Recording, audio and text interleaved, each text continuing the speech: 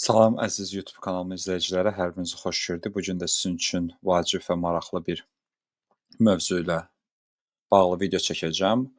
Bu videonun bir çoxlarınızın mütəmadi olaraq istifadə etdiyi və bir çoxlarınızın da mütləq əgər rəqəmsal sahədə çalışırsınızsa ehtiyacı olan və gələcəkdə mütləq istifadə edəcəyi WordPress üzərindən saytlara xəbərlərin, blokların əlavə edilməsidir.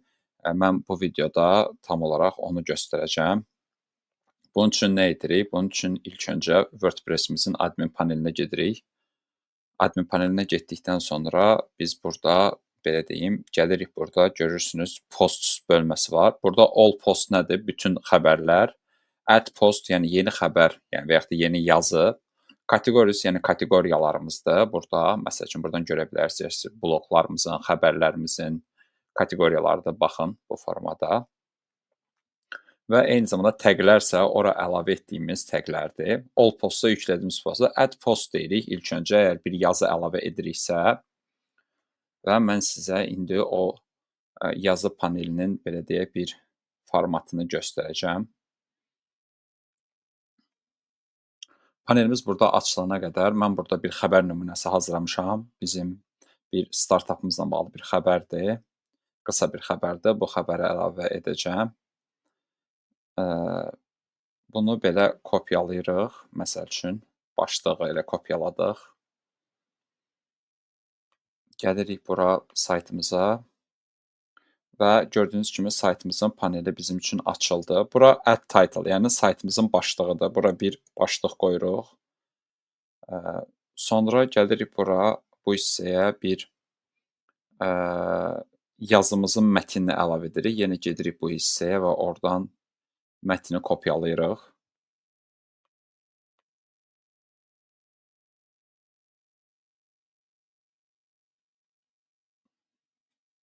Bəli, gəldik bura. Üzərinə vurduq, kopyala dedik, kopyaladıq və təkrar geri qayıtdıq və bu hissəyə öz yazımızı yapışdırdıq bu formada. Gördüyünüz kimi artıq yazımız bura əlavə olundu.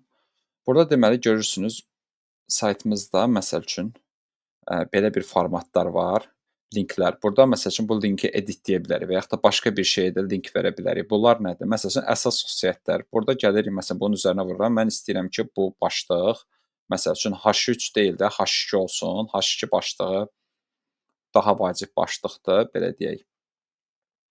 Eyni zamanda burada məsəl üçün hansısa bir hissəni götürüb belə deyim, məsəl üçün buranın məsəl üçün Fərid Məhərrəmli və Elçin Nağıyev bu hissəni məsəl üçün qara rəng eləmək istəyirəm. Bu hissəyə vuranda görürsünüz qaralır. Belə edəndə əyri formada olur. Hətta qoy.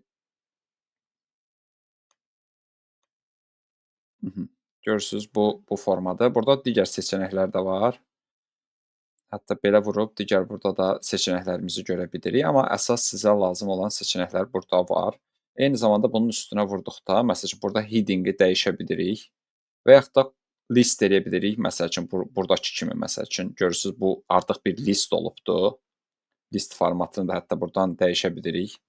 Məsəl üçün burada list formatı var. Bunu rəqəmlə də qoya bilərik, məsəl üçün və yaxud da nöqtə ilə də. Mən nöqtə ilə qoyuram. Sonra mən istəyirəm ki, bu hissəni quote kimi eləyim, yəni. Çünki bu mənim ön sözümdür. Bunu necə edirik? Gəldik bura, burada bu hissənin üstünə vurduq.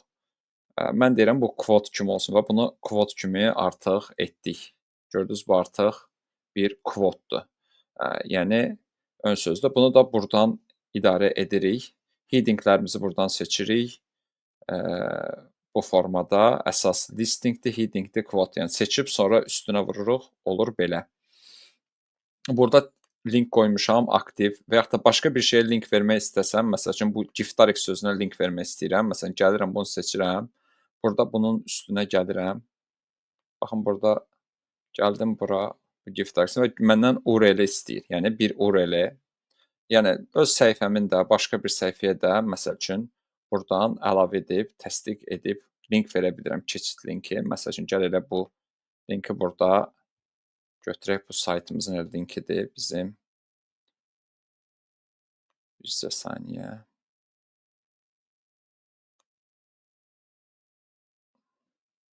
Kopyaladım. Məsəl üçün bu Giftariq sözünə də burada link verirəm.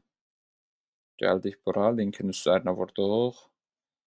Bunu qoydum və bir dənə vurdum və artıq gördüyünüz kimi artıq link var. Gəlirik burada post hissəsinə. Burada bəs qoyduq bunu bu hissəyə. Burada ümumiyyətlə bu SEO məntiqi üçündür. Yəni bunu etməyə heç də ehtiyac yoxdur xüsusi olaraq. Amma deyə bilərsiniz ki, məsəl üçün mən bu xəbərin ortasına bir blok yazısı əlavə etmək istəsəm, yəni bu daha doğrusu üzr istəyirəm, bunun arasına bir şəkil əlavə etmək istəsəm, onu necə edim, onu da göstərəcəm. Burada gəldik. Bloqumuzun belə deyək, əsas şəklini seçməliyik. Mən yenə də burada bu başlığımı kopyalayıram. Kopyaladım. Gəlirik bura. Post hissəsində image və buradan biz upload fayl deyirik. Mən kompüterimdən bir şəkil seçəcəm indi. Downloaddan. Burada məndə olmalıdır mütləq şəkildə. Çox yaxşı xatırlayıram ki, buradadır.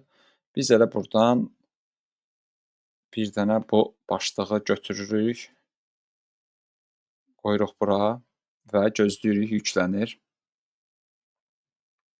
Yüklendikdən sonra biz gətiririk, başlıqlarımızı qoyuruq və ən sonda da burada görəcəksiniz, təsdiq edirik. Featured image.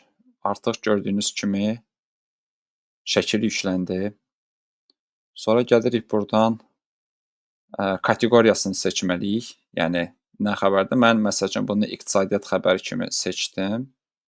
Sonra burada görəcəksiniz tag bölməsi var. Üzərinə vururam bunu. Burada taglərimizi əlavə edirik. Məsəl üçün Giftariq yazırıq. Sonra enter vururuq. Startup yazırıq məsəl üçün. Və artıq qoyduq tagimizi də. Gördüyünüz kimi artıq kateqoriyamız hazırdır. Slagimiz hazırdır, standartdır, kateqoriyamız seçilib. Yəni burada çox da qeyri-adi bir şeylər yoxdur.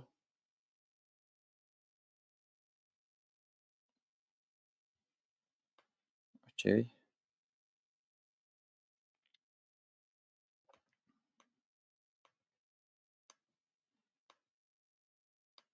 Qoyduq bu hissəni də.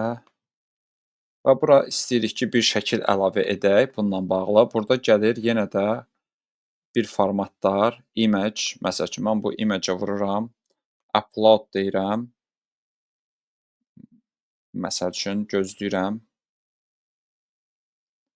Və yaxud da library-də varsa oradan da seçə bilərəm. Amma məndə yox idi deyə mən buradan məsəl üçün Giftariq-in belə bir şəkli var. Open deyirəm. Və yükləndi artıq şəkil. Amma şəklin həcmi çox böyükdür. Mən indi onu daha da kiçildəcəm. Beləcə. Kiçiltdim ölçüsünü də. Hətta bu şəklə də link vermək ola bilər. Başqa şey də etmək olar. Və bu formada artıq kateqoriyamız var. Yəni, xəbərin içinə hər dəfə şəkil yerləşdirmə məcburiyyətində deyilsiniz. Amma belə deyim, yəni yerləşdirə də bilərsiniz. Yəni, dediyim kimi H2-lər, xəbərimizin başlığı. Yəni, saytın içərisində H1 bir dənə olur, H2 bir neçə dənə olur, H3, H4, H5 və H6 olur. Amma ən yüksək saytınızın içərisində çalışın hər zaman H2-lər istifadə edin. Və ən sonda gəlirik bura, belə deyim, publish-ə, publish vururuq və gözləyirik bir neçə saniyə. Və artıq xəbərimiz hazırdır. İstəyirsinizsə gedək bir baxaq. Üstünə vururuq. Bəli, artıq saytımızda xəbərimiz çıxıb. Gördüyünüz kimi eynən əsas xüsusiyyətlər H2-dir. Görürsünüz, artıq link var. Burada da hətta mən yerləşdirdiyim kvot da buradadır. Və artıq bu da bu formada, yəni xəbərimizin başlığı da var. Hətta xəbərimizin, belə deyək, ön səhifəsinə qayıdanda da artıq görə bilirik ki, saytımızın artıq yazısı hazırdır. Bu formadadır. Hətta sonra admin panelə qayıdıb burdan yenə də təkrar, eee, məsələn, post bölməsindən all postlardan görə bilirik ki, artıq burada xəbərimiz var bu formada. Hətta burdan biz artıq edit də edə bilirik, zibil qutusuna da göndərə bilirik, hətta view-a vurub baxa da bilirik. Videomuz bu qədər. Növbəti videolarda görüşənə qədər özünüzə yaxşı baxın. Hələlik.